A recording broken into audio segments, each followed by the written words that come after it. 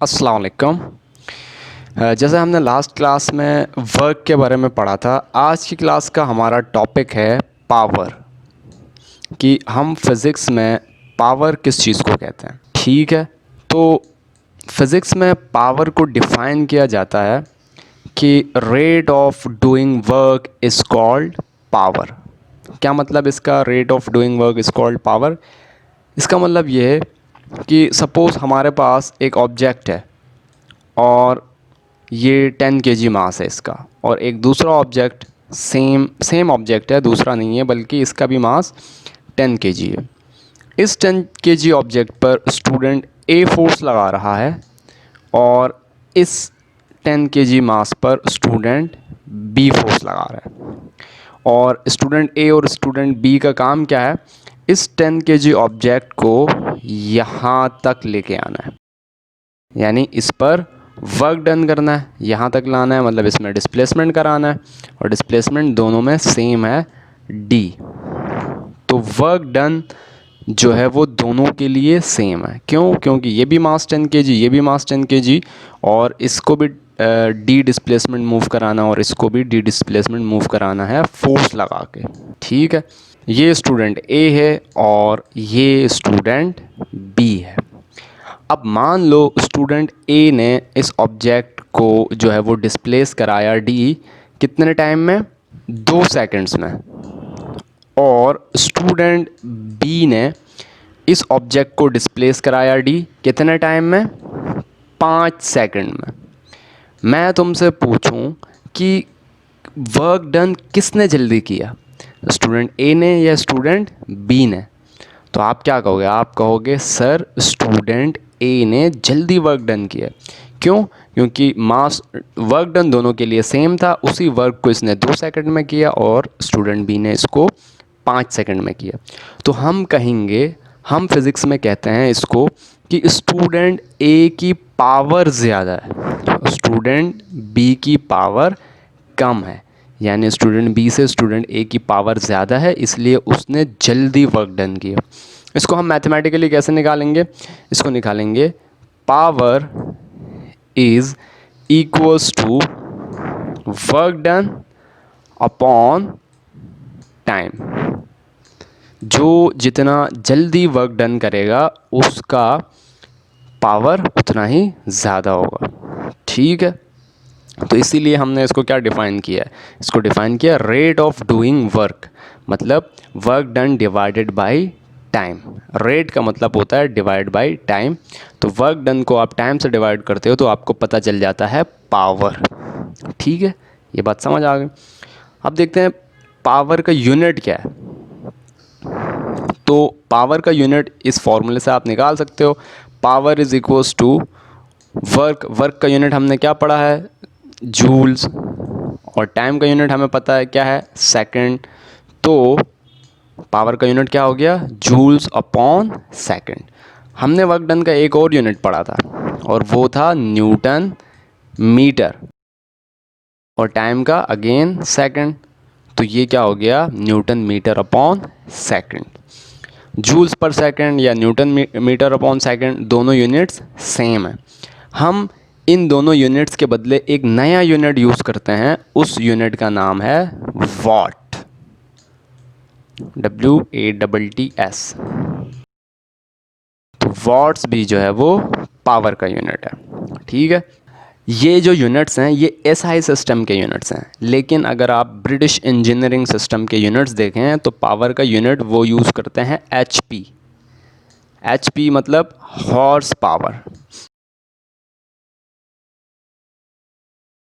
ठीक है, अगर आपको कन्वर्ट करना है, ये British engineering BG system, British engineering system का यूनिट है, और ये जो है वो SI units.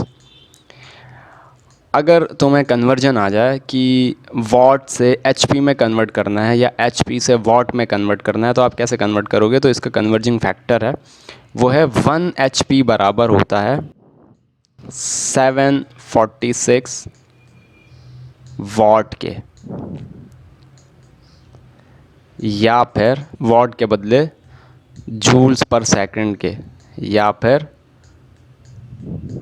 Newton meter upon second के। ठीक है, इसी तरह HP 1 HP बराबर होता है 550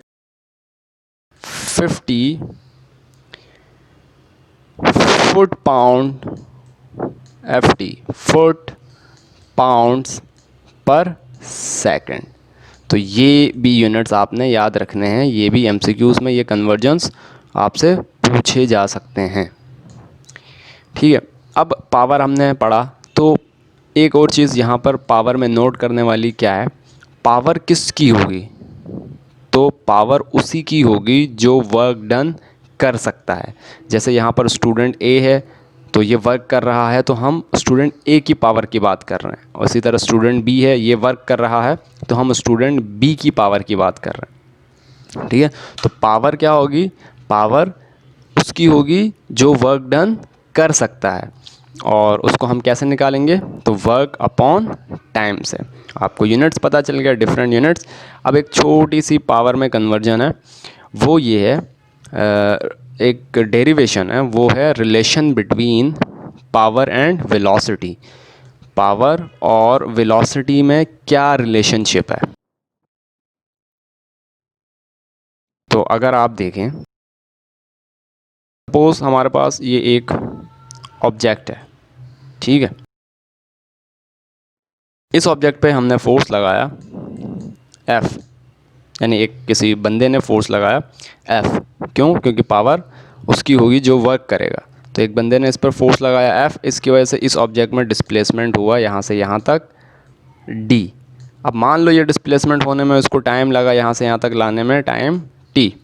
तो मैं पूछूं अगर कि इस ऑब्जेक्ट पर कितना वर्क डन किया इस जिसने फोर्स लगाई इसने इसके ऊपर, तो आप कह सकते हो सर वर्क डन जो किया वो बराबर है फोर्स मल्टीप्लाई बाय डिस्प्लेसमेंट के। जो डिस्प्लेसमेंट हुआ इसमें ये वर्क हो गया। तो पावर किसके बराबर होता है, हमने अभी पढ़ा, power is equals to work upon time. ठीक, तो यहाँ से मैं ये लिख सकता हूँ work is equals to F dot D upon time, ये लिख सकता हूँ। तो यहाँ से तुम मुझे ये बता सकते हो कि डिस्प्लेसमेंट अपॉन टाइम किसके बराबर होता है, वेलोसिटी के। तो मैं इसलिए इस फॉर्मूले को लिख सकता हूँ F डॉट ये डिस्प्लेसमेंट अपॉन टाइम, इन दोनों के बदले मैं लिख सकता हूँ वेलोसिटी। तो पावर का नया फॉर्मूला क्या बना, power is equals to force into velocity. ठीक है, तो आपको एक नया फार्मूला पता चला पावर का। अब अगर मैं तुमसे कहूँ कि एक ऑब्जेक्ट है, उस पर फोर्स लग रही है 10 न्यूटन, और उसमें वेलोसिटी आ गई इस 10 न्यूटन फोर्स की वजह से 10 मीटर पर सेकंड।